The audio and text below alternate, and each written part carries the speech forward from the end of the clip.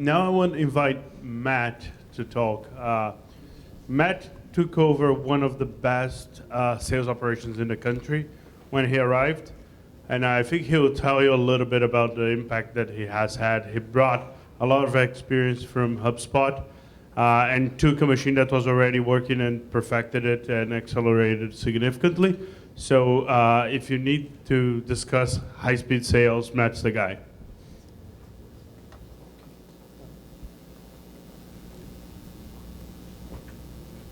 Montage. Let me do a little check here. Okay, we're good. We're going to keep this fast, just like low-touch sales is fast and short and sweet. 10 slides, about 10 minutes, and then much like Anish, we'll open it up to questions. Real quick, just so I get a sense as to who's here, who believes they are part of a business that is more high touch and feels more connected to what Anish just said? Okay, a lot of rich people here. Good, very good. I'm going to be calling on each one of you very soon this week, coming after your money, because you're the rich people that can afford what we're doing. And who feels then that you're more part of a low touch organization and you're going to be paying very close attention to the next 10 minutes? Good. Okay. So we're going to blast through this real fast. If you do have questions, I'll just ask that you wait till we go through these 10 slides. It's going to be short and sweet, and we can go back and get into it in a minute. But real quick, did I lose it? Here we go. So first we have to define what we mean by high touch.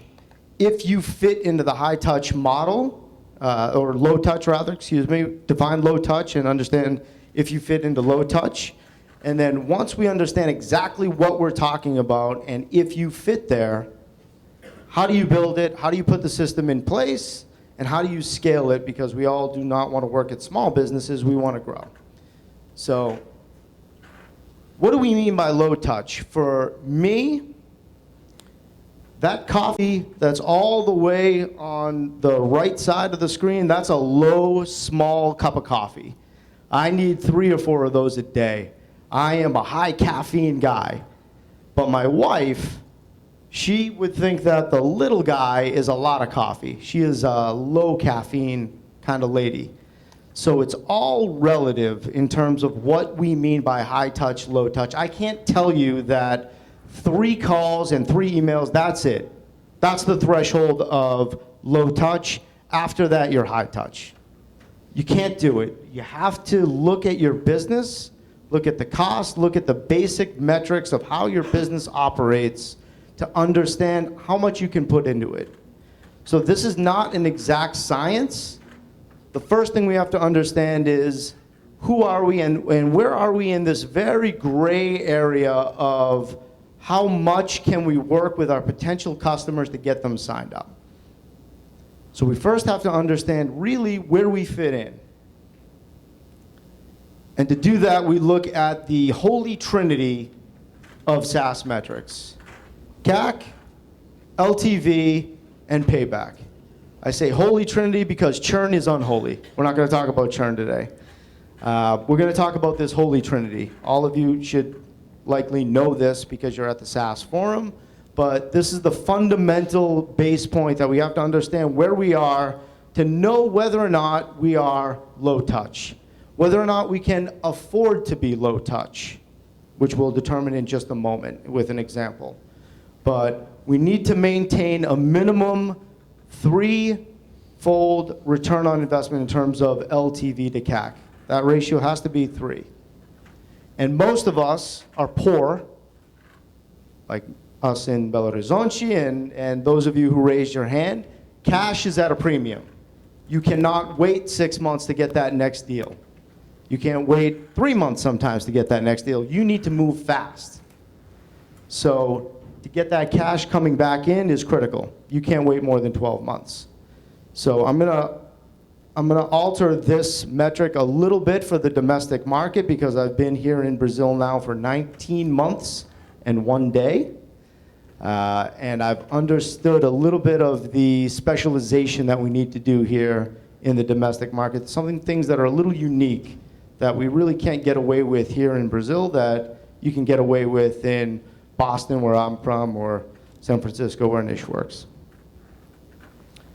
So the way I look at this, when I look at it as the guy responsible for sales at Rock Content, is I look at it as LTV to CAC, but I have to split out the CAC in terms of sales CAC and marketing CAC.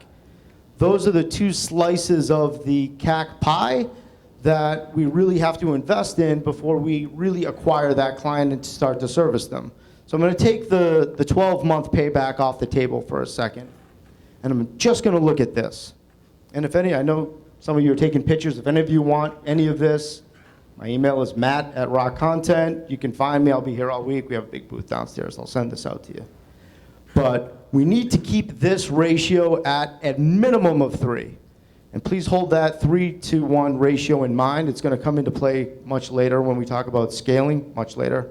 I have about 3 more slides, but it's going to come into play in a few minutes in terms of where we talk about the importance of scaling the team. But as salespeople in a SaaS business, we need to make sure that we are holding ourselves accountable to the basic principles of the business. We need to make sure that these metrics stay into play. What does that look like? So if we look at it, just a general example, very basic, we see that we need to maintain at least 3. So let's say the average salesperson in this, what we'll call a high-touch or low-touch model, can deliver 60,000 in LTV in 1 month. That means the number of clients they bring in will generate 60K reais in lifetime value. That means at most, we can spend 20,000 to bring that client into our business. And let's just say hypothetically that marketing is going to consume 6,000 of that 20,000 before we even get to it in sales. That only leaves us 14,000 to work with. And I say only because if you look at all these bullets here, this is just a very general look at in terms of what you need to account for as far as scaling your low-touch sales team. You have base salary, you have commission, you have taxes, you have benefits, you have tools like CRM, internet, phone. You have a lot that's going to pull away from that 14,000 that's left. And that 14,000 is the absolute most that you're going to be able to spend. So this is really the equation that you have to look to make sure you are staying within your means, which is critical in terms of low-touch sales. You have to live within your means and move quickly and make sure that you can adjust to this metric and this model. If you look at the scale over to the right, you can see just a basic graphic. I stole this from Diego, who's my CMO, who's going to be speaking tomorrow. Don't tell him, he's not here, I don't think. Oh, shit, he's here. Okay. He stole it from David Scott, so we're all pirates. Basic measure in terms of where your cost acquisition lands you in terms of high touch, low touch, no touch, field sales, how much you can invest in terms of acquiring your client from the sales piece and the sales perspective. So if we look at this model here,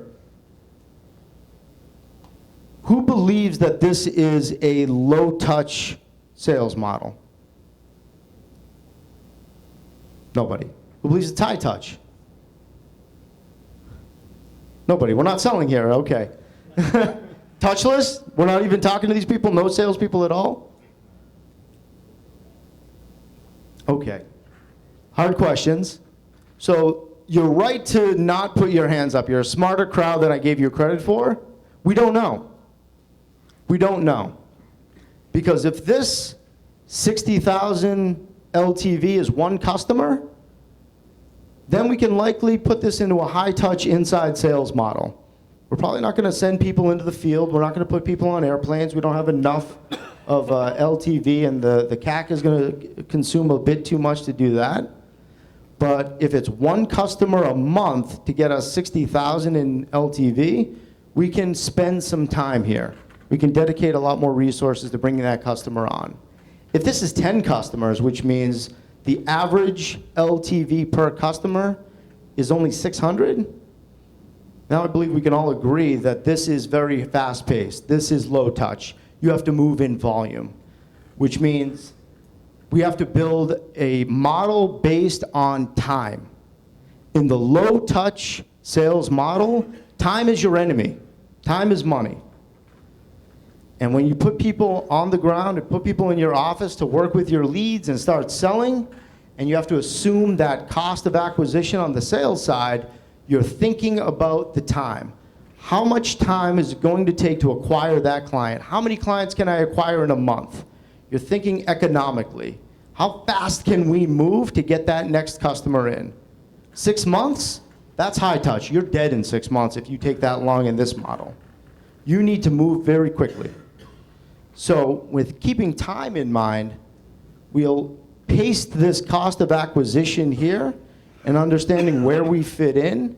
And once we've understood based on exactly how much is the max that we can spend in sales, we then have to layer that over the sales funnel and understand, when do I have to get involved here? How many customers is it going to take to get me that return on investment, get me that LTV back, so I can keep that 3-to-1 measure at least in balance? If you are selling at 500 reais a month and your LTV is, a couple thousand total, you're at the bottom. You're automated. You're all the way to the left side of this. You're freemium, you're low touch. You're freemium, you're no touch. You can't afford to scale that way. You can't feed salespeople for selling customers at that low LTV. Because when you balance it out and you go back to that equation that we had a moment ago, and you plug those numbers in, and you plug in the lifetime value, you plug in the cost of marketing to acquire that client, and you solve for X, going back to high school. I hope we all took algebra in high school as well as in Brazil like we did in the US. When you solve for X, the X isn't big enough to pay for salespeople at a certain point.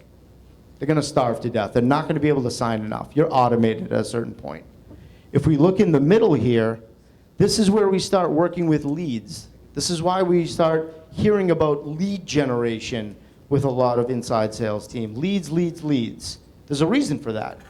You can talk to somebody when they show interest, and they're just at that point where they're ready to talk to you, and they're working with you, and they're somewhat educated. As you move farther to the right, that's where time becomes your enemy, and that's where you get into the world of a niche. That's where you can dedicate that time because you're selling 7- and 8-figure deals. That's where you can go to the office, you can get the CEO involved, you can take your time, you can have the plush office, you can afford to wait 6 months, because if you're selling a 7-figure deal, it's all worth it.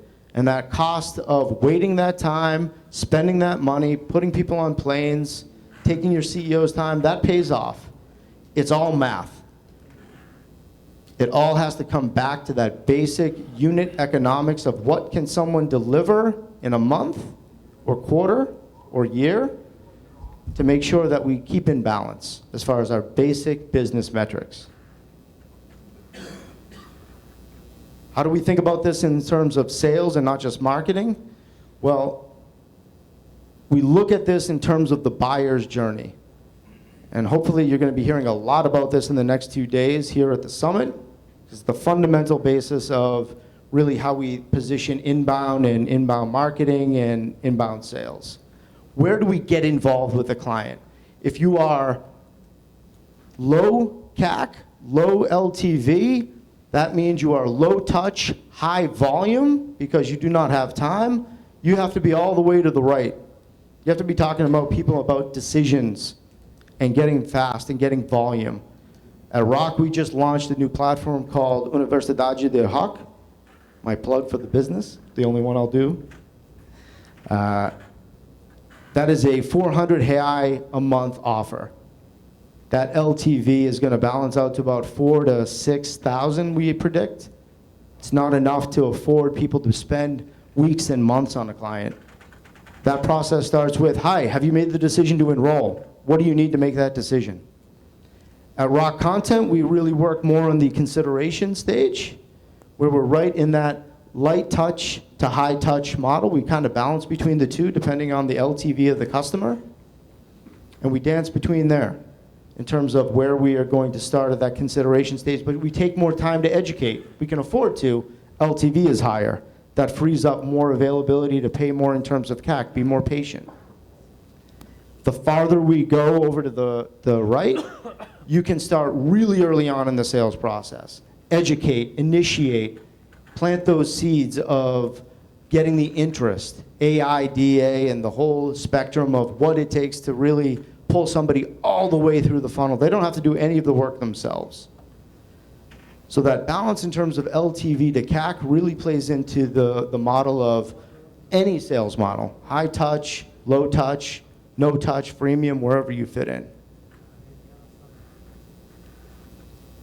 Last slide, and I'm doing here what I tell my team never to do when they present, is to put a lot of text on a slide. I'm putting a lot of text on a slide, but I'm going to send this out to everybody, so if you want it, you'll have it. To scale this model for low touch specifically, there are certain rules of the game that I've learned in my 15 years of doing this, because I've only worked in low touch sales models. I've worked at a biotech company 15 years ago that was low touch. I worked at a company called Yodel, which was very low touch, local marketing, local SEM, SEO. Worked at HubSpot, which was low touch in terms of the team that I was on. And now at Rock, we're low touch and we're moving a little bit more into the high touch, but we really built our business on low touch. How did we do it? Building the machine means you have to build a process, a step-by-step process that is very linear. Yes, do we agree on the problem? Good. Yes, do we agree on the solution? Good. Yes, do we agree that we are the right decision for you to make? Good, let's get signed up. In the high-touch world, you're bouncing in and out of that all the time. You have that conversation, maybe as Anish mentioned, with 4, 5, 6 people over and over again. You're connecting the dots. You don't have the time to do that. You can't afford to do that. You have to move people through to a decision, yes, no, get busy living or get busy dying, because I'm on to the next one. I need to work in volume if I'm in sales, because I'm likely going to need 3, 4, 5 customers a month to make my number and hit that LTV to CAC that the customer that the company set for me. So we need to have that process. It needs to be measured by SMART.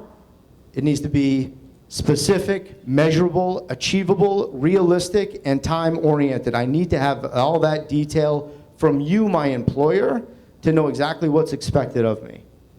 And we need to have the hiring criteria and know exactly what we are looking for to the right people who fit into this model. I'll talk a little bit more about this tomorrow if you're going to come to my Palestra at 12 o'clock.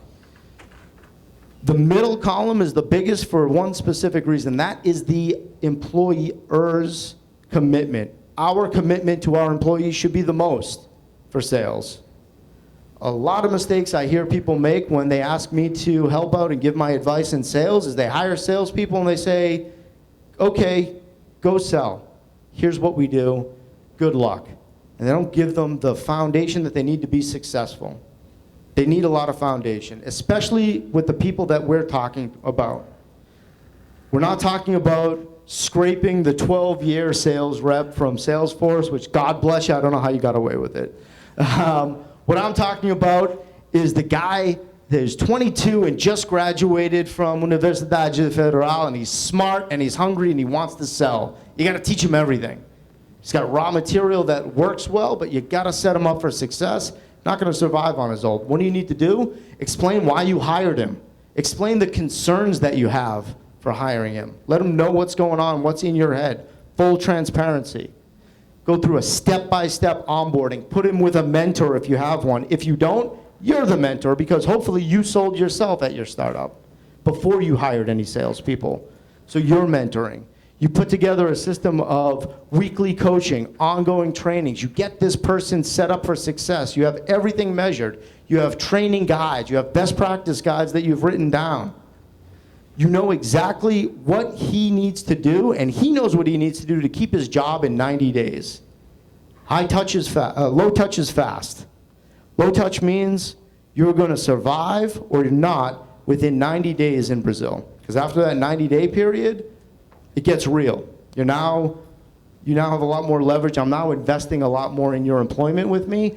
I'm going to know within the next 3 months whether or not you've earned your spot on the team. I mentioned to all of you a few moments ago, keep that 3-to-1 metric in mind. 3-to-1 is the minimum performance of your new sales hire. What do they need to contribute to hit that 3-to-1 minimum to keep their job? And that's the minimum because that's the worst you could do as a SaaS business. Everybody else, that's the worst. So the other reps that come in, the average reps pull that number up. The top performers pull it way up. So when you start looking at your business model over time as you scale and you add more reps and the numbers balance out, you end up at 6-to-1, 8-to-1. With the worst reps performing at that 3-to-1 that you need to see. Employees' commitment, they need to learn, they need to be hungry, they need to pass a test that you're going to put in front of them. Everybody should have an onboarding test to qualify whether or not they're absorbing the information that you're giving them. And they need to meet this minimum performance in 90 days. Urgency. 90 days is a short period of time, but that's what we need to hold ourselves accountable to in a low-touch model. That's all I got. 10 slides. We have 9 minutes left. Questions? Yeah. Is there a microphone? Or can you shout? First of all, thank you, Diego and Matt. I'm from Delivery Direto. You helped us a lot on our sales team.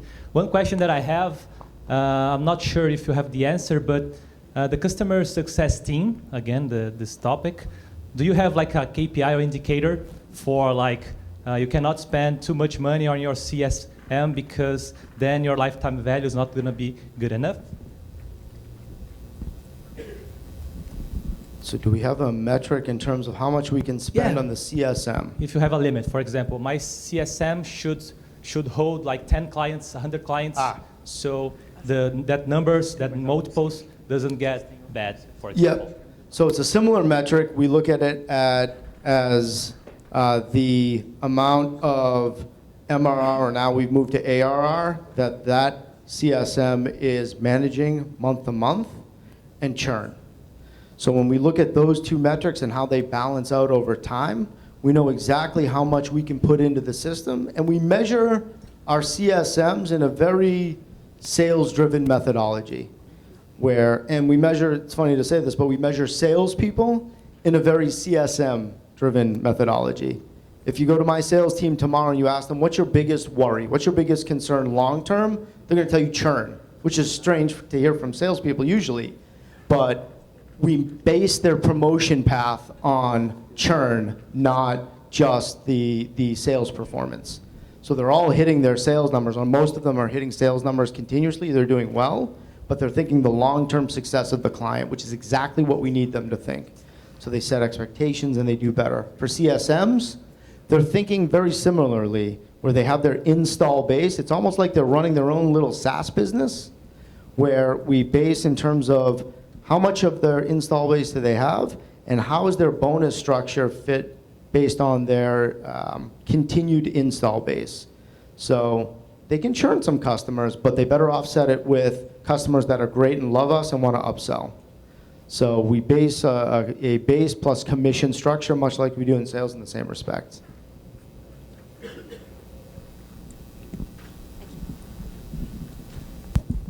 Maybe it's just a complementary question on this one. How do you deal with the tension that sometimes exists between a sales team and the customer success team?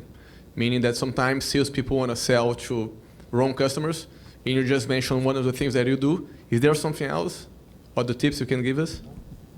So the first thing that we do, and I unfortunately missed Lincoln's talk, but I hope he talked about it, is we put those guys and girls in bed together, meaning enterprise salespeople hand off customers to enterprise CSMs, mid-market, agency, and so on.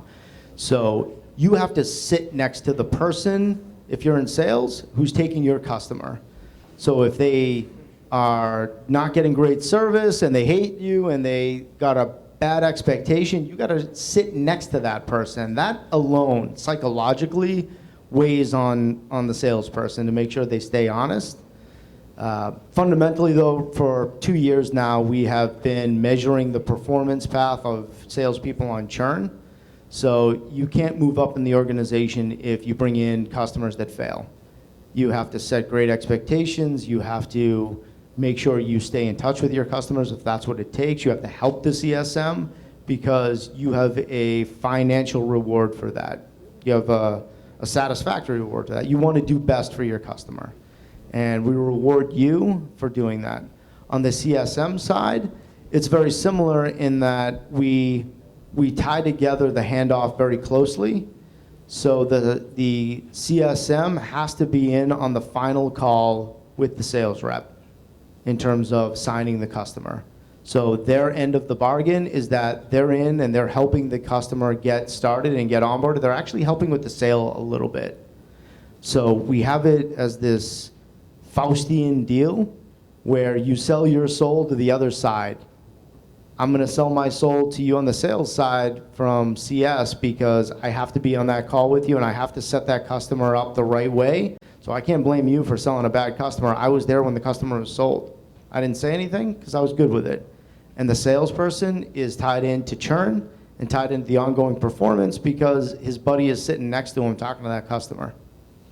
So as you scale, we now have 50 salespeople and 50 CSMs. The best way to think of it is they all work in these little micro businesses within the business, which keeps them much closer.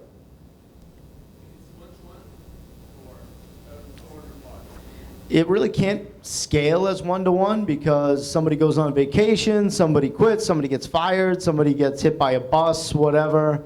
You can't have the business fail, and there's too much risk, and scheduling is tough, so you can't have one salesperson giving all of their business to just one CSM. It becomes a scheduling nightmare. So it's group to group, but the groups are small in relation to the greater group, which is now nearly 100 people. Matt, Question. Yeah.